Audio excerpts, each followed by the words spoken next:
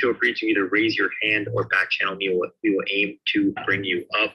And then let's also, as David mentioned, let's invite your friends, family, anyone that you think would benefit from this incredible conversation. Invite them on Clubhouse. We can see how many people shared at the bottom. Let's get that number to at least 10 in the next 10 minutes. We will be watching. And with that in mind, Dave, I'll pass it back over to you, and let's do it. Happy Thursday. No problem. All right, we're ready to take some questions on IG as well. Let's go ahead and get the contact information pinned up. So I'm looking for our first question, and when did you think, or when did you shift your internal thermostat? So look, every day I'm trying to shift my internal thermostat. What does that mean? That means that the only thing that should die in your lifetime is your limitations. That if you have a set thermostat to 72 and you get to 80 or 90 in your finances, your health, you're going to reset down because you have created a thermostat setting that you want your room temperature to be 72. And that's what people do. They start feeling that they're not worthy, imposter syndrome. You know, when they start seeing those successes, they reset down to a limitation that they've been telling themselves. It could be an energetic or a genetic inheritance that they've received. And that thermostat also, you know, gives them confidence. What do I mean by that? That when we have difficulties, if it goes to 67 or 57 or 32 degrees, we're very confident. We're very confident that we're going to reset to 72. But that thermostat absolutely is something that we need to be aware of. And we don't want to shift the internal thermostat.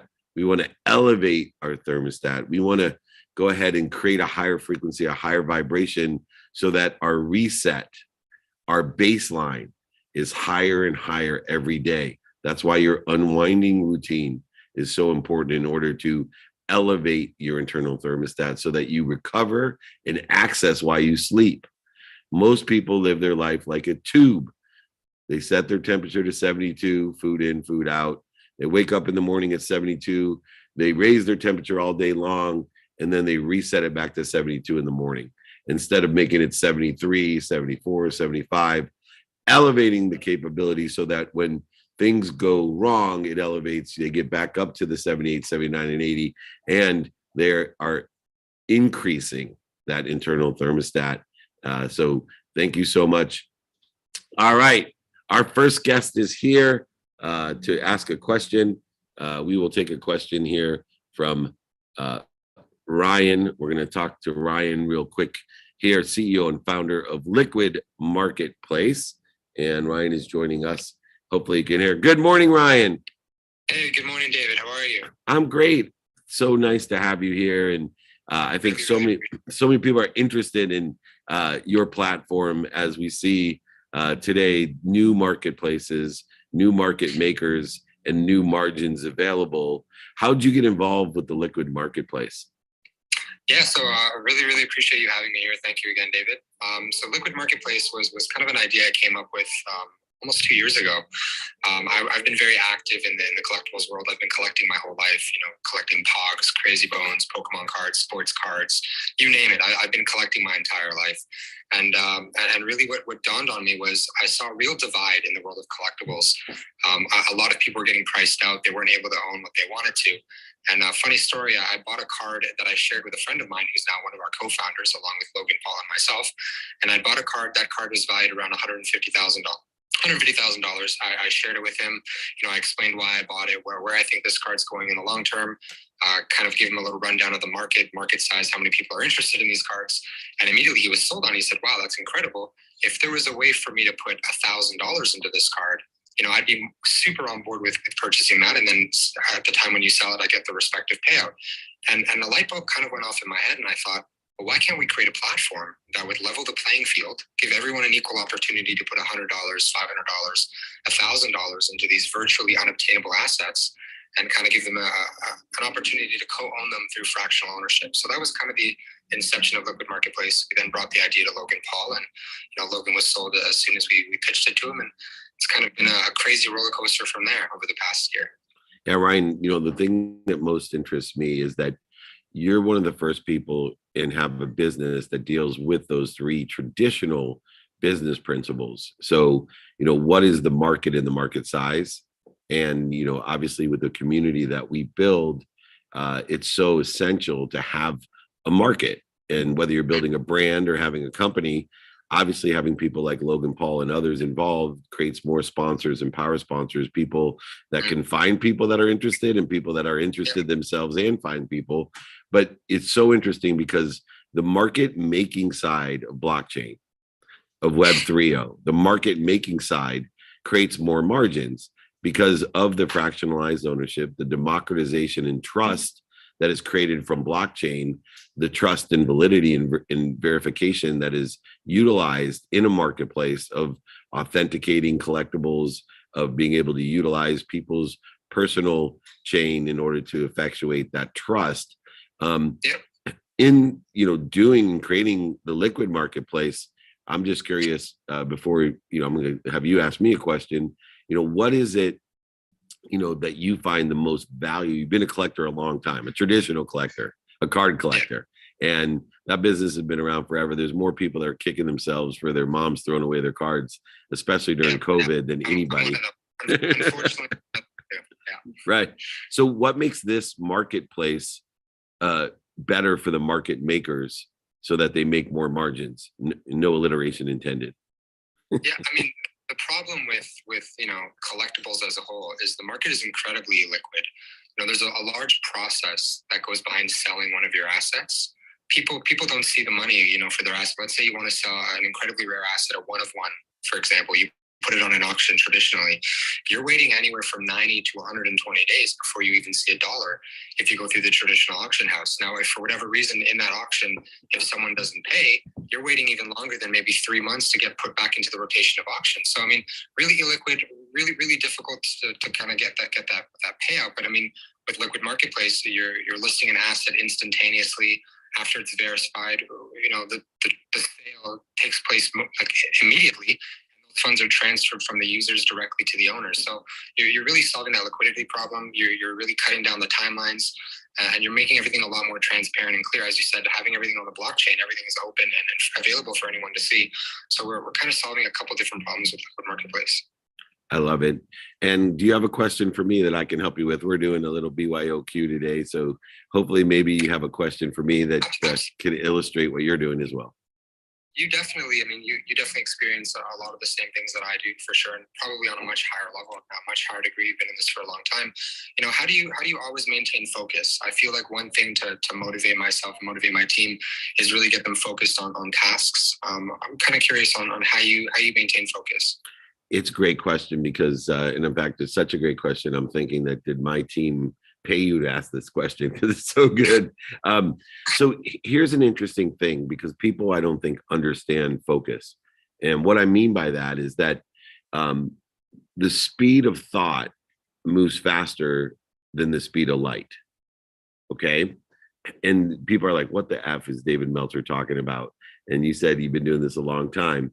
And so one of the greatest ways to have ourselves and others focus is understand what focus means. So people that will use an excuse of ADHD, for example, I can't focus, right? I need to have Adderall because I have no, ADHD is actually a superpower when it comes to focus, because let me explain how focus works. Your brain, your mind can only focus in on one thing at a time. So what does that mean? Well, my thoughts move faster than the speed of light. Time, the 24 hours we're given in a day, is controlled by the speed of light. The time that a particle of light leaves the sun and reaches the earth creates the 24-hour day. So what does this mean? That in order to be perceived or to utilize time correctly, we have to practice refocusing. And what does that mean? I know my thoughts move faster than time. So just like what I'm doing right now, I have notes in front of me, I have my email in front of me, I have questions in front of me, I have TikTok in front of me, I have Instagram in front of me, I have a webinar with over 65,000 people registered in front of me. I'm holding a microphone, but a lot to stay focused on. But I can only focus in on what I'm talking about first. But what I practice over the years is I'm focused in on what I'm talking about. I'm then focusing on you, back to what I'm talking about, back to my screen, back here, back over here to IG, back here. So this process of refocus, people diminish the value of thought. What do I mean by that? Do you know how fast your thoughts can move? Watch this. We have thousands of people watching right now. Everybody, let's go to 6 million years ago. Close your eyes. Okay, we're there. Do you know how much time it would take to get to 6 million years ago? Now, everybody, close your eyes. Let's go to 6 million years in the future. Oh, we're there. So if you think that your thoughts aren't faster than the speed of light, we just traveled 12 million years in man-made constructive time. There, I had dinosaurs and all kinds of shit back here, and then I had planetary life over here with the metaverse, and I'm living in an animation. This is where I'm living, right? So how do we get everyone? Go ahead. The power of thought. You know what I mean? Thoughts really are things. After one of my favorite authors have said himself, thoughts really are things, and there's a lot of power into thought for sure. Yeah. So I want everybody that has difficulty focusing, especially those people who have labeled themselves with ADHD and all the things that they think are weaknesses, realize that what's happening is it's just like prioritization, right? You just don't understand how to use your superpower, that your brain is moving, your thoughts are moving so fast that you're creating interference because you're not refocusing back to the primary focus that you should have, while you still can aggregate and accumulate all these other thoughts in 1 second. So there is no multitasking. There's an aggregation of focus and refocus. The ability to refocus back into things will allow you, number one, to appear as if you're extremely focused, but two, to be more productive, accessible, and gracious, because you can handle more things in a man-made second than anybody else. Does that make sense to you? I may have lost some people, but it's pretty cool, isn't it? Yeah. Oh, and last thing real quick before I let you go. How do we practice? Look, the easiest way to practice is to do refocus things, like keep your email up and try to do emails while you're talking to someone, or, look at 2 different things while you're primarily focused in on one thing, and just practice going back and forth. There's a muscle called a brain. Your mind is in the thought world. Your brain is in the physical world, right? The brain has all the different controls, and it allows you to access the mind and the collective mind and the remind and the remember and the recollective. But the brain itself is a muscle that can facilitate the refocusing that allows you to be more efficient, effective, and statistically successful, and your employees. So I love the fact that you're being accountable to kind of scale and allow people with all the distractions to make it their superpower, that I'm capable of prioritizing distractions and focusing in on a primary and then secondary and tertiary thoughts. So awesome, Ryan. Everybody can find Ryan. I love what you're doing at the Liquid Marketplace. Obviously, it's the future. If you want to learn more, at Ryan_BHDR Bahadori, and hopefully I said that right. I'm the name butcher. So, but liquidmarketplace.io. It is the future. It's a real-time exchange. At the very least, if you want to learn about the new markets, the new market makers, and the new margins available, go to Liquid Marketplace. I appreciate you, Ryan. Thank you, David. Thank you so much for having me. Have a great day. We'll have you back, man. Thank you. Take care. Thank you. Take care. Awesome questions, by the way, and so excited. Next up, we have a quick question online, and then I'll bring another live guest, Jakey Bakey. Everything going well there on Clubhouse? Everything going great. Your next question online is ready to go. If you want to answer that, and then take another question on Instagram. Yeah, no problem. So next question is, what's the difference between a job and an occupation? So a job really has work involved. Just the words job and work to me create resistance, interference, limitations, where we better define what our activities are in a man-made constructed day as an occupation. We were just talking about refocusing and focusing. Are you prioritizing what's occupying you? Occupying your mind, your body, your soul? What's occupying you? Because you already are happy, healthy, wealthy, and worthy. What are you doing to interfere with it? The occupation and the definition of occupation is primarily in the effect of what I was talking about, to be productive, accessible, and gracious. We want to occupy ourselves with inspiration, with love, with truth, with forgiveness, all of these things that clear the interference between you and what you already are. Most people go through life, like I said, like a tube. It's food in, food out, paycheck in, paycheck out. They go to work every day and they have a job. Can you feel the energy of those words alone, let alone the concepts and of what you're doing? Who here wants to go to work to do their job? Now, who here wants activity they get paid for? Who here wants to be occupied by things that inspire them? It's extremely, to me, fun and positive every day. And it's so funny because I'm getting old. In fact, I look a lot older. I have a friend, Dave Pasquale, that's here. And I thought we were the same age. He's like 20 years older than me. It was ridiculous. And he looked at me, he thought we were in the same graduating year. But nonetheless, it helps me because people are like, how does an 80-year-old like David Meltzer, how does he have so much energy to do all these things? And it's the answer to the question is very powerful. I have the same energy as everybody else because I'm connected to the same energy. The difference is I've learned to not interfere with that energy. I have more power in my pinky. I mean, enough power in my pinky, as Bob Proctor always stated, to light up all of Manhattan. So what am I doing to interfere with that superpower? What am I doing physically, emotionally, spiritually? What am I doing to interfere with it? That's how you see Mick Jagger on stage at 80 something, jumping, running, and screaming for 2.5 hours. And I'm sitting there with Sugar Ray Leonard, who's in pretty good shape for a 65-year-old. And he's like, how's that dude doing it? Because I know everyone's thinking it's drugs. It's not. He has cleared the interference between him and all the power and source that he's connected to and through. Maybe when he's 35, he's a little jolted, but not at 80. Trust me, that guy is connected. All right, Jake, I'm going to bring on some really great philanthropists to ask the next question. So I'm so excited to have two dear people that do so much in the sports world that I like to be in. The founders of the Sports Philanthropy Network. He's also the executive vice president of Sports Philanthropy. And I have Roy Kessel here with me, and I'm going to add his better half in here as well. There she is, Kayla. Hey, Roy, how are you? Great. How are you doing, Dave? I am fantastic. We were at the White Sox game last night. I was blessed to give a speech to the White Sox staff and be at a victory for the White Sox in a rain-delayed, beautiful game with beautiful people. Roy, give me a little bit of background. And hi, Kayla. Sorry, we brought Kayla in there. Kayla brought him as well. And thank you both so much for everything that you do.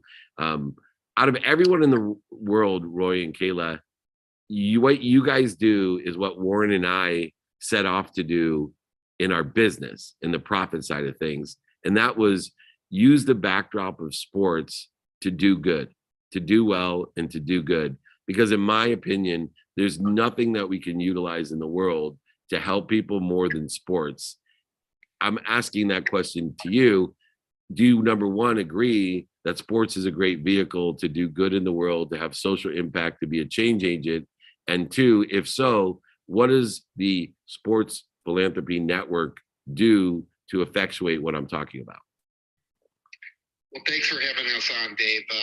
100% agree. I think listening to your last comments, Kayla, and I really believe in that. You talked about having a job versus something that you wake up every day and love doing. And one of the things that we really believe in is harnessing the power of sports for good and for social change. Sports have such a dramatic ability to bring people together, to break down barriers, to create connections, and teach some of those life skills that are hard to develop in other ways. And so, we decided a little over 3 years ago, as we launched Sports Philanthropy Network, to take our experience from the business side of the world, from practicing law for 20 years, from being a sports agent, and working with the athletes and the sports organizations to bring them together to make that change. We saw a lot of siloed efforts where athletes are doing their own thing, teams are doing some things on their own, but there's very little collaboration in that space, which is really what we wanted to try to accomplish. And it's an uphill battle, as you know, and we've seen that across the world. And I'm going to let Kayla jump in as well, because she's done an amazing job on that part of it. Thank you, Roy. Yeah, for me, David, honestly, it's using sports to create hope and possibility. I was one of those poor kids who grew up in poverty, couldn't afford to play sports. One of my first concussions came from sports. Some of the best life lessons I ever learned came from sports. Some of the best coaches and opportunities I ever had came from sports. Some of my best friends are professional athletes, right? And the best network you can build. So when we realize the power of sport to impact every part of life, that's huge, right? It's amazing. And that emotional connection, I always say in the business world, we're utilizing the irrationality of people, the emotional connection with sports. I've seen moms. I started with Steve Clarkson, the Clarkson Dream Makers. We coach these quarterbacks.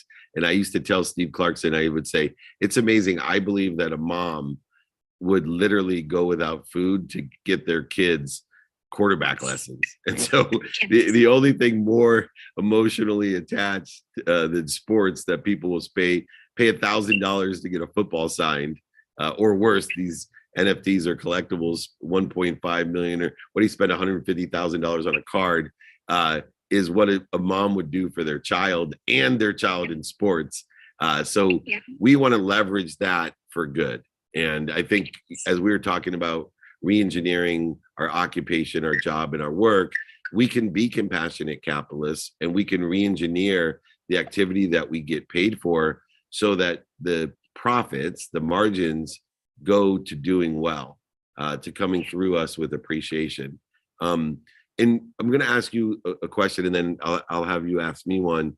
What's the greatest lesson that both of you have learned as you transition from the corporate world into one of doing well to do good in the philanthropic world? So I can start on that. I think for me, the greatest lesson was realizing how many people are really out there trying to do good. I think when you come from the side of law or sports agency, you kind of feel that there's not that many people out there that you're really going to need to go out and convince people to get behind this concept. And what we found is that overwhelmingly the athletes want to make a difference in their communities, but they haven't been given the tools or the resources or the support to be able to do that effectively. And so, that includes the financial support. It can't all be funded necessarily by athletes out of their own pockets. It can't be funded by Roy and Kayla. It can't be funded by a small group of people, right? We have to look at building, as you said, that conscious capitalism and working with entrepreneurs that have a heart for doing good and for utilizing some of those proceeds and some of that success to make an impact on communities, make an impact on kids, and do things like provide them with additional opportunities to play sports equipment, education in ways that they may not get in school. Sports opportunities keep them away from gangs and drugs and violence, keep them involved in learning skills like leadership, STEM education, literacy, financial literacy, and so much more. It's incredible. And did you see a frustration in the corporate world when you were there, that people wanted to do good, but felt that it was too challenging, too much? People hate friction, right? And we see that in software, we see that in life, that immediately if we get friction, we're having trouble communicating what we're trying to do. We're trying to get people to look into the camera. But that friction that exists, did you see that within the corporate world, that people had a greater desire, but no way to effectively give? Dave, I think you do. And I think it really comes in middle management. A lot of middle managers are hamstringed. You have the pressure from everyone above you saying, you can't do that. That won't work. There's no budget. We don't do it this way. Well, why not? I don't know, because we never have, right? And you have the people below you saying, I want to be led. Will you please lead me? And so I think you see it the most in middle management. And that's why I think you see the exodus of middle managers out of corporate America. Amazing. And I see that all the time. Do you guys have a question for me? Yeah, I do, David. I guess my question would be, I've dedicated my life to creating hope and possibility for the people who need it most, in whatever form that looks like. If it means giving a protein bar to a homeless person on the street, if it means finding a way to get registration fees covered for a kid, whatever it is, right? Like, let's find a way. We're all capable. My question for you is that at some point this sort of dawns on you that you have a choice of where to put your money. The choice of conscious capitalism sort of emerges, and you say, I get to choose where I go out to eat. I get to choose where I send my kids to school. When in your life, David, did you decide to be a conscious consumer? What a great, question, because no one's ever asked me that. I don't think there was one moment. I will tell you, growing up with my mom, who, set my mindset to the more I give, the more I receive, that I started my giving as a transaction, which is still good. And yet there was a limitation to the more I give, the more I receive, because you have to actually somehow receive. And if you don't ask, you kind of empty your vessel. And so I think the biggest shift in my compassionate capitalism or conscious capitalism was that, hey, stop feeling guilty and ashamed and bad for asking and receiving. Your intention, the way that I grew up, my life's mission is to help others like yours, whether it's giving a protein bar on the street or, doing free trainings for 22 years or whatever I can do. But you can't do that unless you have more and more and live in a world of more than more and teach people more and more and teach people to receive. So I think the major shift in my paradigm of giving was actually my relationship with receiving and asking for myself to give to others. And the way that I describe it is I've always appreciated what I had. So everything I had added value. But even though I added value to everything I had, I lived in a zero-sum game, not a value add world, meaning I was, feeling guilty because of all that I had. And I've always appreciated it. And I knew as I evolved that as I gave away, I acquired the knowledge of what I had. One of the transitions that I've taken is that it's not just giving stuff away. It's when it's stolen from me, when it's manipulated from me, when I lose it, guess what? I get the same results as if I gave it away. Right. I started saying when people stole things from me, oh, they needed it more than me. Now I've acquired the knowledge of what I had. Or if I've lost it, oh, the universe has a better thing for me to have. I had to make room for it. I started to incorporate it into holidays with my kids. Every time they got something, I then had them give it to, they received one toy, they would give one toy away. And the idea of you can't give what you don't have, believe it or not, was the major paradigm shift of giving to me, of when I became a compassionate capitalism, when I got rid of all the shame, blame, and justification and guilt and resentment in receiving. And I cleared, and still do, stop when I say, oh, I shouldn't ask him. Now I get upset with myself when I walk away from someone and say, I should have asked, right? Oh, even if it's just their cell phone number. I can't believe I felt bad asking how I could help them or they could help me. It's ridiculous. So I want to encourage everyone to be more like Roy and Kayla and make sure that they get good at asking so that they can give more, because we need more open-minded, open-hearted, and open-handed people like both of you that just want to receive so they can distribute it to everyone else, because we may be better askers and better receivers. And so that the whole world is in a value add state, not a zero-sum game. And thank you both. Please support the Sports Philanthropy Network, always doing well to do good for others. You guys epitomize, to me, being kind to your future self and doing good deeds. And Kayla, especially, I love your analogy, whether it's giving a bar on the street or raising millions of dollars, you guys have been able to do it like me with the backdrop of sports, which makes it even more fun. Thank you so much. Thank you, David. You got it. Thanks. Thank you, everyone, for your patience. I got realized halfway through, I'm a person who illuminates my my mistakes, but I realized halfway through that my cameras usually are right here in front of me together, so that it looks like I'm actually talking to everyone instead of, realizing my beautiful profile. If you're wondering, I do not have a big nose. I have a very small face. I'm just joking. All right, here we go. Now, Jake, why don't you reset the room? Sure will. I know how you feel. You have a small face too, Jake. Very small face, not a big nose at all, small face.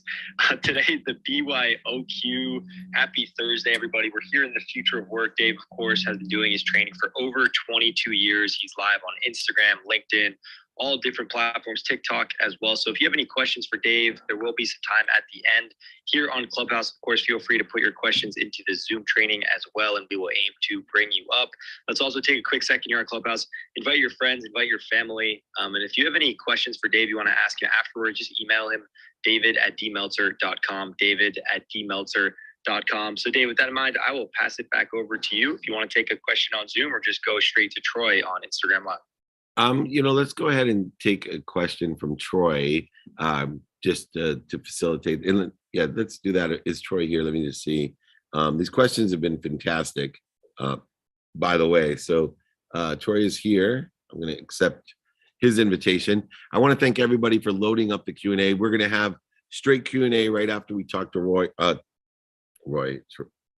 Troy. Let me add him in. I want to make sure you're still inviting. If you haven't invited people in here, especially on Clubhouse, you can do so. Go ahead for all the new people in here. Invite your friends, everyone to be there. There he is, the owner of Email Paramedic, thehigheropenrate.com, Email Paramedic, Troy Erickson. Welcome to the Friday training on Thursday. How are you? Good, David. Thanks for having me. I appreciate it. It's always good to be refreshed and hear a little bit about sports in the morning, like I just did. Nice. A different angle in sports. I know everybody's excited about the Celtics and their victory last night, I'm sure, as you follow the NBA. But, it's so interesting because I see the higheropenrate.com, your business, as representative of the biggest issue that we have in all of business, in all of our occupations, and that's engagement. So many people get fooled. They're so worried today about recruitment, retention. They're, so concerned about how many emails are in their database that they forget that it doesn't matter. If Tom Brady was on your football team, but he never stepped on the field, it doesn't matter that Tom Brady was on your football team. If you have 1 million emails, it doesn't matter if nobody opens them. And in the same respect, in employment, if you have these unbelievable employees like Tom Brady, but they're not engaged, if we focus only on engagement of the employees that we have, if we only focus in on the open rate of the emails we do have, if we only focus in on the actual engagement of interaction of what we have, exponentially, we will have more productivity, accessibility, and gratitude. We'll have more value to it. And I think that email databases are wasted because people don't have, 1, the knowledge, 2, the skills, and 3, the understanding of engagement that higher open rate has allowed me to have, where you could have 200,000 emails, you could have the capacity of someone that has 20 million, because a lot of people have these huge followings and huge databases nobody's engaged with. How have you been able to effectuate that for email so that people are actually, 1, delivered what the information you want them, but they actually open it? Yeah, it's a good question and a good point about engagement too. So basically what we do is we go into an ESP, which is somebody, where they send emails from, marketing emails typically, and we find ways to basically get more out of the same list. Like you said, it's not always about the quantity, it's more about the quality. You can build relationships. So we fix 2 problems mainly. If somebody's going to the spam folder or the Gmail promo tab, which basically drastically decrease open rates, we fix that for them to increase our open rates. And the second thing we do is we help them write more compelling copy because and push out more of it as well.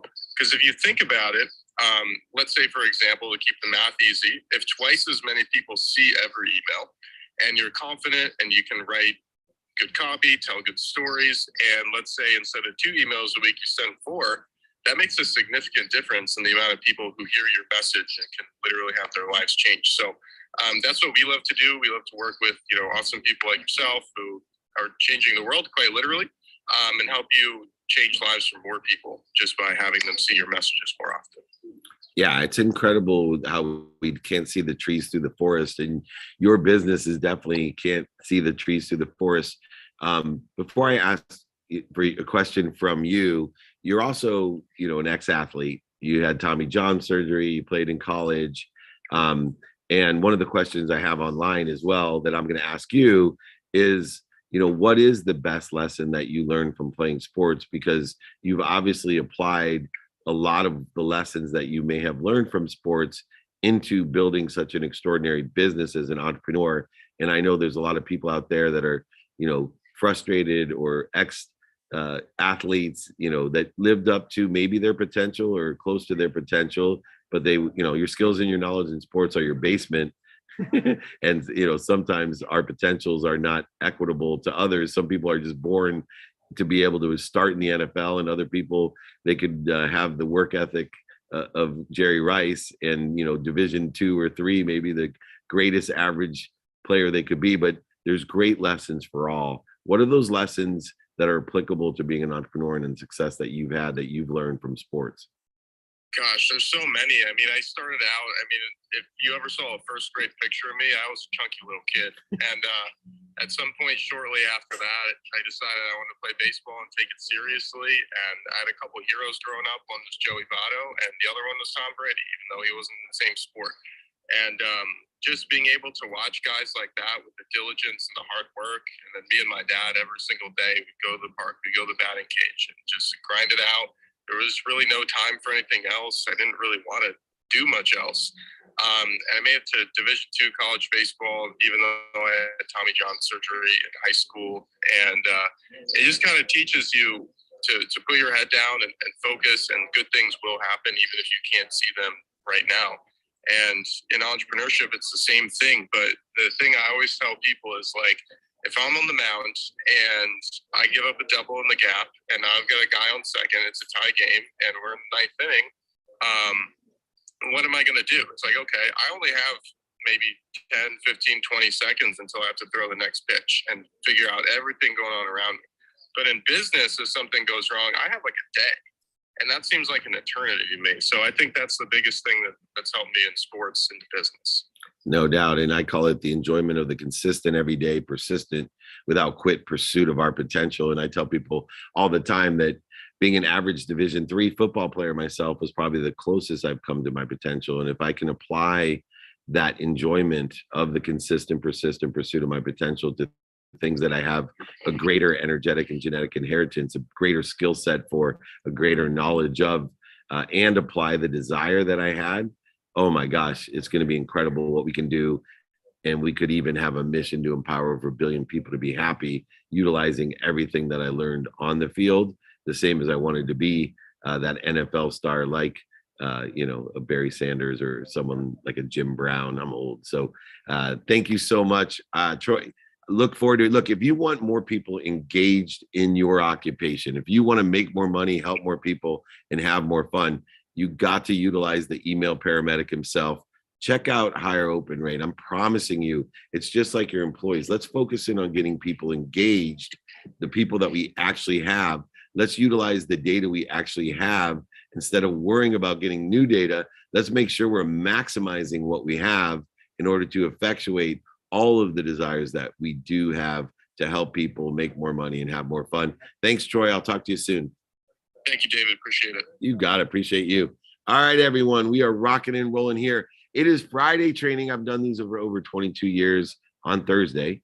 So I was telling someone today, I've done these things, built up, over 65,000 people registered for these trainings and built that up. But I haven't missed a week in 22 years. I have missed Fridays though, because I've changed it to Friday training on Wednesday, Friday training on Thursday. Most of the trainings are Friday trainings on Friday to help each other.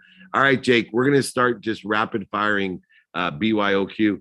My computer's going to go dead, so I don't know why we didn't plug that in either. So love traveling and love myself taking these things. So please, everybody, let's load up the questions. Reset the room on Clubhouse, Jake, and let's bring our first guest up on Clubhouse. Let's do it. Thank you so much, Dave. This is the BYOQ live Q&A for David's training. We have about 18 minutes. So if anyone would like to ask a question, feel free to raise your hand here on Clubhouse and we will aim to bring you up. Let's also take a quick second, follow the people next to you, invite your friends, invite your family. Also take a quick second, let's invite people to the launch party that you're doing June 8th, Wednesday, June 8th in Orange County, California, 4 p.m. If you'd like an invite to that, just email david@dmeltzer.com, david@dmeltzer.com. So with that in mind, let's rapid fire here on Clubhouse. Let's start with Hussy Milady, Lori Burns. Lori, if you can please unmute yourself and ask Dave your question. Welcome.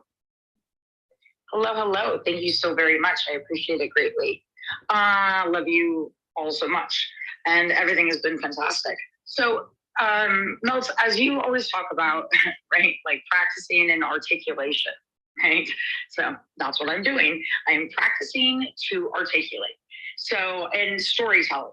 So my question to you is, what are your like key like go-tos for, you know, when you're learning how to articulate and get to the point and in storytelling?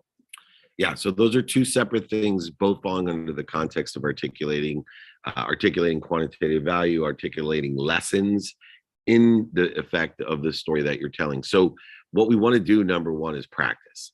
So anything that we want to do, we want to practice. So we have to practice articulating quantitative value to exceed what we're asking for. We have to practice teaching lessons by telling stories. And so for me, if we're in our objective, if we feel as if we don't get to the point fast enough, what we want to do is go ahead and aggregate and reposit the points. So I have a repository, which is a place, an actual place that I put all of the points, and I call those lessons.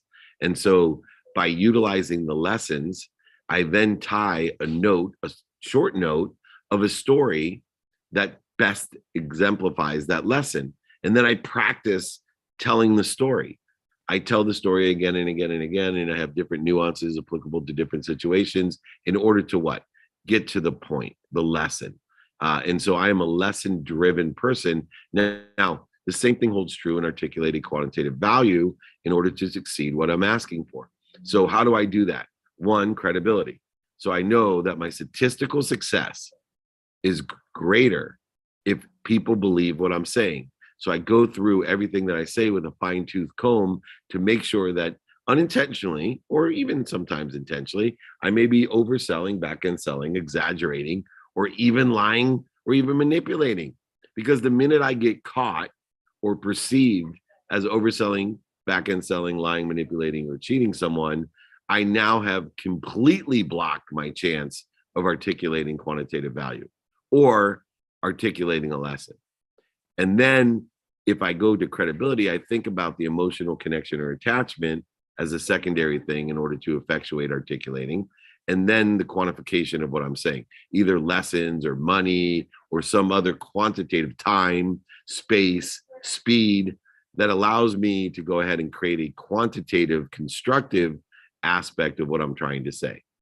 So what I want you to do is to start with the end in mind, the lesson or the value or the time, space, whatever it is that you're trying to articulate, and work your way backwards by practicing how best can I articulate it. Is it through a story, or is it through an equation, or is it through some sort of description or reading, whatever it may be.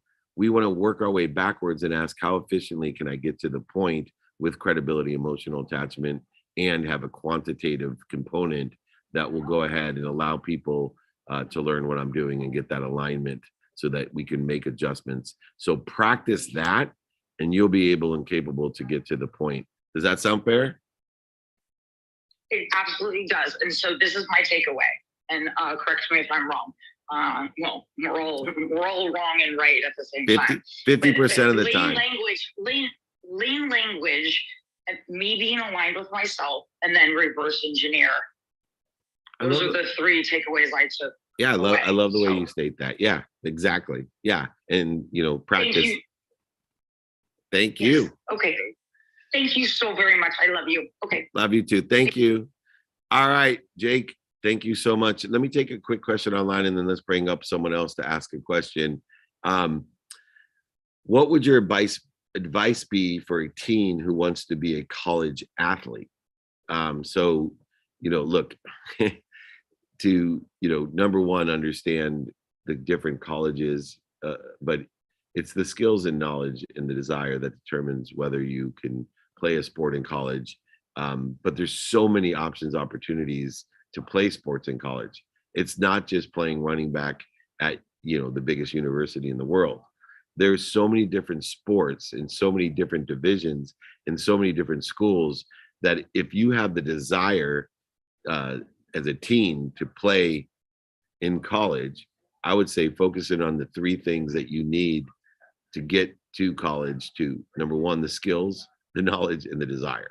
That's all you got to do. If you do your best, learn lessons, and have fun aligned with the skills, knowledge, and desire for the sport that you would like to play and the level of college that is available, there's somewhere for everyone, for every athlete. So I want to make sure that I'm opening the minds of athletes and teens to do their best, learn lessons, and have fun about the skills, knowledge, and desire, according and aligned with, supplementary and synergistic to the actual sport that they want to play at the level that they want to play for. So that's the greatest. All right, Jake, who back do we have online? We got Frank via. Frank, if you can please unmute yourself and ask Dave your question. Welcome to the clubhouse. Hi, Jake. Hi, David. Thank you. So as you know, David, I come from the recovery world and mental health community. And one thing that I've learned is learning how to re-regulate the nervous system when it goes awry. And one thing that has helped me was the future. A friend of mine created a beta app, and this app has to do with visualization. And I was just curious if you had an app or anything that you're excited about that will generate and create impact. Well, I have a gratitude app that not only reminds you to say thank you, because coherence, the biggest issue in everything that we want in our life. You know this as an addiction specialist, that we could have whatever answers and solutions there is, but if we can't get someone to want to change, to want to learn, to want to do, coherence is the key, right? To remember what we want to do and to actually do it. So I created a gratitude app because I believe gratitude is the fastest and easiest way to change lives. It takes 0.1 seconds and it's free. So I created a gratitude app, not only to remind us to say thank you, but to integrate with your database so that when you meet someone or you see people that you know, you can actually take a picture with them, virtually create this beautiful thank you card, and then time when you want to send it. So if I went to the White Sox yesterday to speak to the staff there and had a whole bunch of people hosted in a suite, I could go ahead and click on every single person, take pictures, group pictures, whatever, and send this customized thank you letter 2 days from now at 3:33 p.m. Pacific time. And so for me, I think gratitude has the greatest impact on people. It's free. It takes 0.1 seconds. And the greatest apps that I see out there, not just mine, but are the gratitude apps to remind us of the most powerful way to change our lives, to utilize gratitude, to find the light, the love, and the lessons, to reconcile time with gratitude so that we're efficient, effective, and statistically successful with our gratitude, that we determine, is it worth our time to find the light, the love, and the lessons in this person in order to bleed or feed ourselves. See, the majority of the people on earth, Frank, as you know, they do things that bleed us. They surround themselves with people that bleed us. They go to situations and experiences that bleed us. And if we can effectuate through gratitude that the acknowledgement that everything and everyone has light, love, and lessons, there's light, love, and lessons in partying our butts off until 5 a.m. Absolutely. But is it feeding you or bleeding you comparatively to other activities that you could be doing, like sleeping, like waking up early to effectuate, a higher source, right? Is it creating interference or clearing interference? And so I think at the core, these apps that are out there that help us with the coherence of gratitude, reminding us how important it is to prioritize gratitude and allowing us to reconcile time in gratitude, are the most valuable apps that are out there. And so I encourage everyone to seek those types of apps. Does that sound fair? Awesome, David. Thank you so much. And gratitude is an attitude, and I'll be downloading it and sharing it with my people. Thank you very much. You got it, my friend. Thank you so much. Let me take, Jake, a quick question online. Remember, people, it's not too late to invite your friends into the clubhouse room. We are here on Friday, training on Thursday. Just doing a little BYOQ. I want to thank the extraordinary guests that we have. We're here at the Indy 500 at the Black Diamond Club Mastermind. I do very few masterminds, but I'll tell you this. We did Meltzer Island, which was Buck Island. It was the greatest mastermind I've ever done. And so I came back here to the Indy 500 to do it again. So please join us. Let me talk about, get a question online, Jake, here. What's the difference between fear and self-doubt? Well, self-doubt is a fear. But I think what's more important is, how does self-doubt and fear determine quantitatively what our belief system is? And so, as you know, I reconcile time into a variety of things, including gratitude. But one of the most essential things that you can reconcile time into is the reconciliation time into belief. How do we reconcile time into belief to determine how often we have self-doubt or fear? Well, what we do is take the 24 hours in a day, determined upon what we think we're confident in or inspired in, and we think to ourselves, how often today have I been in fear aligned with what my beliefs are? How often do I create interference between the truth of what I believe in and that which I believe or already have? There's actually a quantitative way to determine our inspiration, as well as this true belief that we have. So as I dictate in a day, okay, these are my priorities, and with what level do I believe in these priorities for my day, and reconcile it with time by saying, why did I spend 3 hours today worrying about this? Worrying is a duplicative negative. It creates interference between you and your belief, you and your truth, you and the feeling of inspiration and truth. But more importantly, it is also wishing for what you don't want. So as we exponentially have interference by wishing or complaining about things, we're actually creating self-doubt or fear, which then gets in our way of what we actually are, our potential of what we are, which is happy, healthy, wealthy, and worthy. And we're just going to figure out what we're doing to interfere with it. So there is no difference between self-doubt and fear. It's the reconciliation of time and how it, to us, indicates the level of belief. The level of belief effectuates two things: our inspiration and our confidence. It's that simple. The fifth level of intention is inspiration and confidence, the way we feel. If we have intuition, intellect, and inspiration aligned with what we want, we'll statistically be able to manifest or attract or allow exactly what we want. So focusing in on fear and doubt and regulating and reconciling with time is an essential way to feel better or to feel good, which clears the interference so that we can live in a world of more than enough of everything for everyone. All right, Jake, let's take the last guest on Clubhouse, because I'm about to start a mastermind here at the Indy 500. So excited to be part of the Black Diamond Club. I'm telling you, I am blessed. If this is even half as good as the one on the island, I'm going to go home giddy. But more importantly, who's our last guest on Clubhouse? Our last guest will be Raluca. Raluca, welcome to the Clubhouse. What question do you have today for David? Good morning, everyone. Thank you so much, David, for today's training. I heard you in the past talk about our personal terms that when it comes to our genetic and energetic inheritance. Can you please elaborate on that? Thank you. So we started where we're finishing, because we talked about an internal thermostat. My belief in life is that our purpose of this journey is to clear out the interference or to kill off the limitations that we have. In fact, our life is about killing off the limitations. And to identify the types of limitations that we have, the most obsequious limitations that we have are the energetic and genetic inheritances.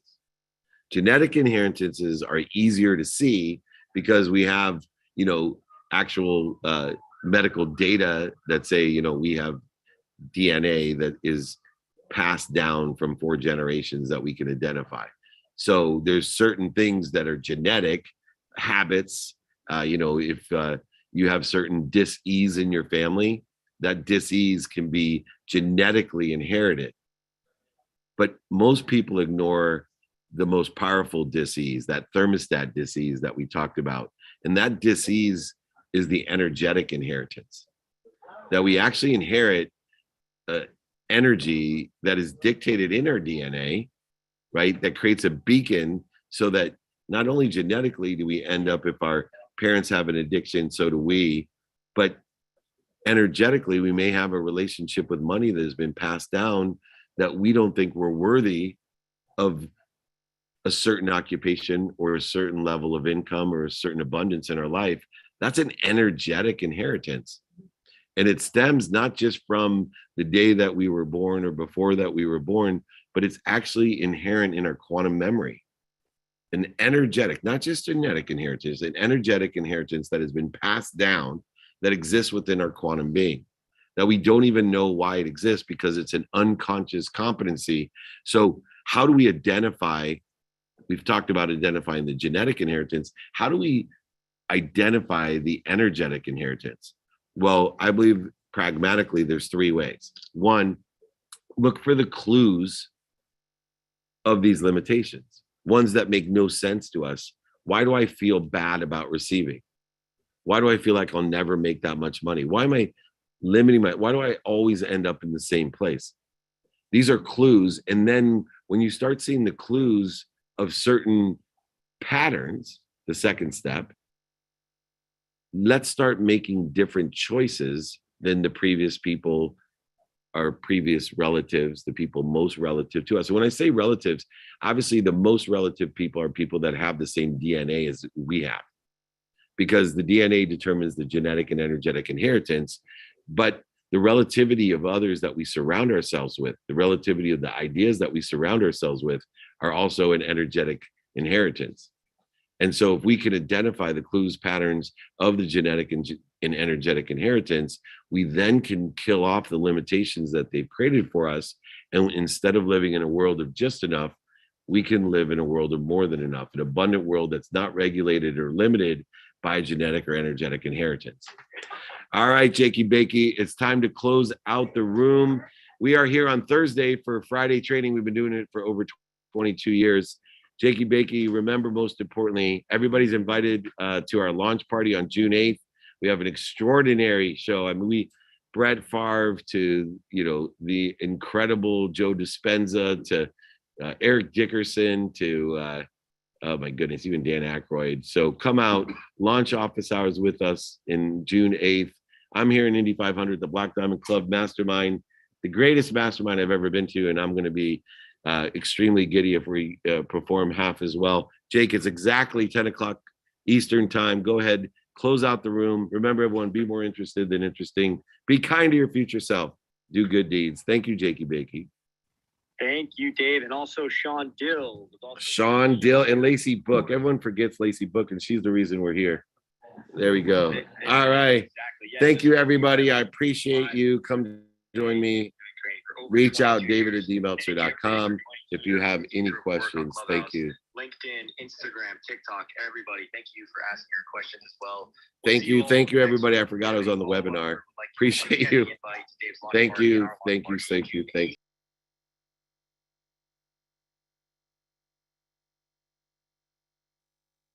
Welcome to Office Hours, hosted by legendary sports executive, entrepreneur, and investor, David Meltzer, where the brightest millionaires, billionaires, and entrepreneurs in business, sports, and entertainment get together to talk about success, failure, and everything in between. Take a deep dive into the mind of some of the world's most impactful leaders to share their strategies and tools to dominate their respective fields. David Meltzer hosts Office Hours.